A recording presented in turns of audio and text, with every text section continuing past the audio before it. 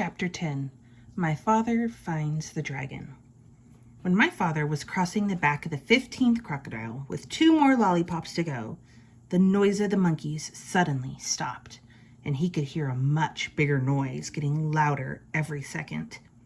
Then he could hear 7 furious tigers, and 1 raging rhinoceros, and 2 seething lions, and 1 ranting gorilla, along with countless screeching monkeys, led by 2 extremely irate wild boars, all yelling, "It's a trick! It's a trick! There's an invasion! And it must be after our dragon! Kill it! Kill it!" The whole crowd stamped down to the bank. As my father was fixing the 17th lollipop for the last crocodile, he heard a wild boar scream, "Look, it came this way!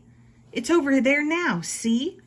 The crocodiles made a bridge for it, and just as my father leapt onto the bank, one of the wild boars jumped onto the back of the first crocodile. My father didn't have a moment to spare. By now, the dragon realized that my father was coming to rescue him. He ran out of the bushes and jumped up and down, yelling, "Here I am! I'm right here. Can you see me? Hurry, the boar is coming over on the crocodiles too. They're all coming over. Oh, please hurry, hurry." The noise was simply terrific. My father ran up to the dragon and took out his very sharp jackknife. "Steady, old boy, steady. We'll make it. Just stand still," he told the dragon as he began to saw through the big rope. By this time, both boars, all 7 tigers, the 2 lions, the rhinoceros, and the gorilla, along with countless screeching monkeys, were all on their way across the crocodiles. And there was still a lot of rope to cut through. "Oh, hurry," the dragon kept saying, and my father again told him to stand still. "If I don't think I can make it," said my father, "we'll fly over to the other side of the river and I can finish cutting the rope there."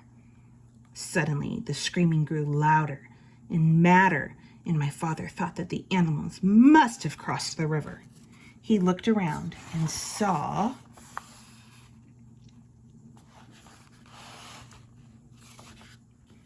something which surprised and delighted him, partly because he had finished his lollipop and partly because, as I told you before, crocodiles are very moody and not the least bit dependable and are always looking for something to eat.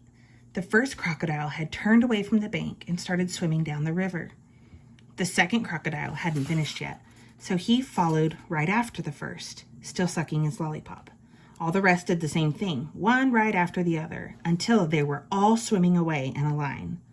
The 2 wild boars, the 7 tigers, the rhinoceros, the 2 lions, the gorilla, along with countless screeching monkeys, were all riding down the middle of the river on the train of crocodiles sucking pink lollipops, and all yelling and screaming and getting their feet wet. My father and the dragon laughed themselves weak because it was such a silly sight.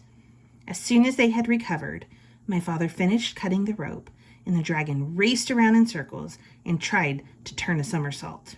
He was the most excited baby dragon that ever lived. My father was in a hurry to fly away, and when the dragon finally... Here's our picture. That looks silly. This might be my favorite right here. When the dragon finally calmed down a bit, my father climbed up onto his back. "All aboard," said the dragon. "Where shall we go?" "We'll spend the night on the beach, and tomorrow we'll start on the long journey home. So it's off to the shores of Tangerina," shouted my father as the dragon soared above the dark jungle and the muddy river, and all the animals bellowing at them, and the crocodiles licking pink lollipops and grinning wide grins. After all, what did the crocodiles care about a way to cross the river, and what was a fine feast they were carrying on their backs?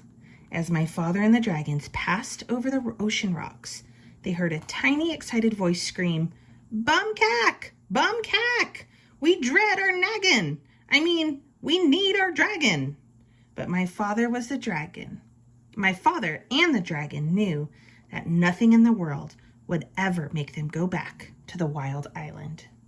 The end.